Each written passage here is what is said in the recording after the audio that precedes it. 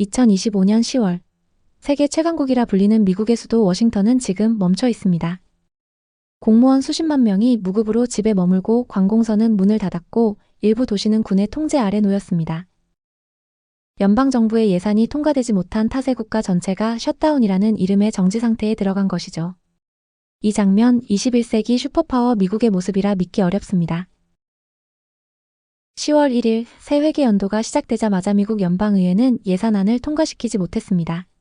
공화당과 민주당은 서로 책임을 떠넘기며 대치했고 그 결과 연방정부는 9일째 부분 폐쇄 상태에 놓였습니다.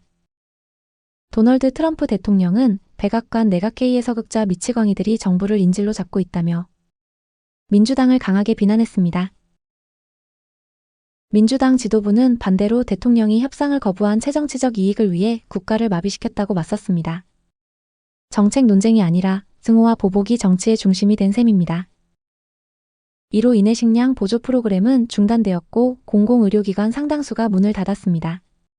비자 발급이 중단되고 연방공원과 박물관도 폐쇄되었습니다. 행정이라는 혈관이 막힌 겁니다.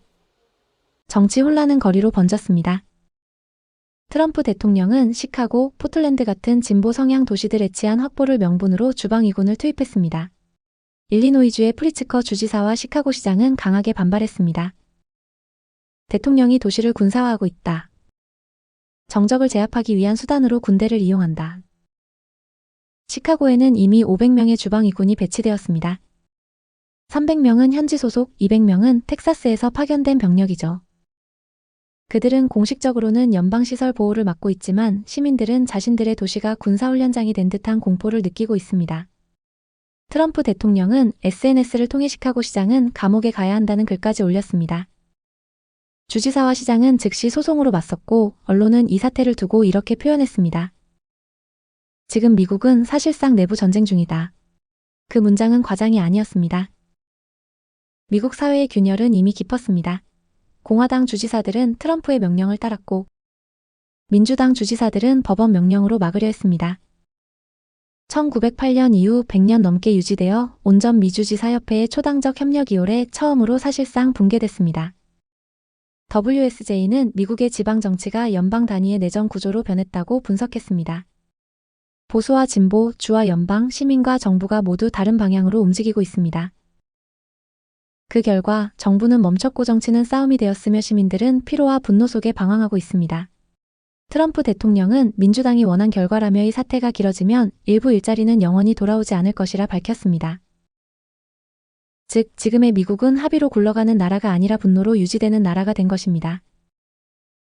그런데 같은 시간 한국에서는 정반대의 뉴스가 이어졌습니다. 미국이 예산을 두고 싸우는 동안 한국의 9월 수출은 전년 대비 12.7% 상승했습니다. 반도체 수출은 사상 최고치를 기록했고 한국 기업들은 미국 유럽 중동으로 투자를 확장하고 있습니다. 조지아주 경제장관 팻 윌슨은 한국 기업 덕분에 우리주의 삶이 더 나아졌다고 말했습니다. 미국 남부의 경제가 멈춘 워싱턴 대신 한국 기업에 의해 돌아가고 있다는 뜻이죠. 정치로 멈춘 나라와 기술로 움직이는 나라. 두 장면은 지금 같은 시간대에 존재하고 있습니다. 그리고 세계는 묻기 시작했습니다. 지금 진짜 시스템 강국은 어디인가? 2020년대 초반까지만 해도 한국의 주력 수출은 자동차, 석유화학, 가전제품이었습니다. 하지만 지금은 완전히 다릅니다. AI, 반도체, 배터리, 전기차, 친환경 조선, 원전 기술. 모두 첨단 산업으로 바뀌었고 이제는 기술 수출국으로 불릴 만큼 산업 구조가 고도화됐습니다.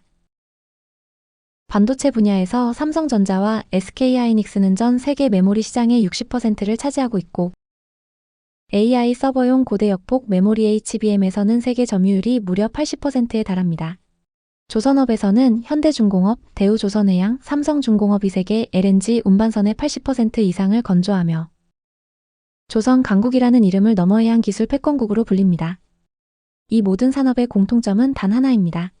한국은 값싼 노동력으로 경쟁하는 나라가 아니라 기술력으로 신뢰받는 나라가 되었다는 점입니다.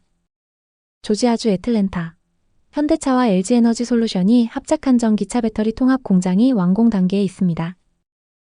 이 한 공장에서만 8,500명의 현지인이 일하고 연간 생산되는 전기차는 30만 대. 이 프로젝트에 투입된 총 투자금은 40억 달러를 넘습니다. 조지아주 경제개발부 장관 팻 윌슨은 개천절 기념 연설에서 이렇게 말했습니다. 한국 기업들이 조지아주의 삶을 더 나은 방향으로 바꿔놓았다. 그의 발언은 상징적입니다. 과거 미국은 한국에 원조를 주던 나라였습니다. 하지만 이제는 반대입니다. 미국의 경제 현장이 한국 기업의 기술과 자본으로 돌아가고 있죠. 현재 미국 내 전기차 배터리 공장 10곳 중 7곳이 한국 기업의 단독 또는 합작 투자로 건설되고 있습니다. 한국이 빠지면 미국의 전기차 산업도 멈춘다. 이 말은 이제 과장이 아닙니다. 이달 초 중국이 히토류와 리튬, 인조 다이아몬드의 수출을 제한했습니다. 전기차, 반도체, AI 산업의 핵심 소재를 통제하겠다는 전략이죠. 미국 주식시장은 즉각 반응했습니다. 히토류 관련주가 일제히 폭등했고 공급망은 혼란에 빠졌습니다. 하지만 한국은 이미 대비하고 있었습니다. 포스코 퓨처엠, LS에코에너지, 한국지질자원연구원은 히토류 대체 소재 개발과 재활용 기술을 완성했습니다. 한국은 세계 최초로 폐전지에서 리튬을 추출하는 상용화 기술을 확보했고 히토류를 전혀 사용하지 않는 고효율 연구자석의 양산에도 성공했습니다. 즉 중국이 자원을 무기화하는 시대에 한국은 기술로 대응한 겁니다. 자원을 가진 나라보다 그 자원을 대체할 기술을 가진 나라가 더 강하다는 사실. 그 공식을 한국이 증명하고 있습니다. 최근 미국은 핀란드로부터 쇠빙선 11척을 구입하기로 했습니다. 중국과 러시아의 북극 개발 경쟁에 대응하기 위한 결정입니다. 그런데 흥미로운 사실이 있습니다. 실제로 세계 최고 수준의 쇠빙선 건조 기술은 한국에 있습니다. 대우조선해양이 제작한 크리스토프 드 마르주리오. 이 LNG 운반선은 영하 163도의 혹한 속의 서도 자력으로 북극 항로를 완주한 인류 최초의 선박입니다. 이 배는 지금도 러시아 북극해에서 연중 무휴로 운항하며 에너지의 흐름을 바꾸고 있습니다. 한국은 이제 선박을 수출하는 나라가 아니라 해상 인프라를 수출하는 나라로 발전했습니다. 핀란드가 쇠빙선을 만들고 미국이 그것을 사는 동안 한국은 이미 기술로 바다를 열고 있던 셈입니다. 미국은 지금 자국 내 공급망을 재구성 중입니다.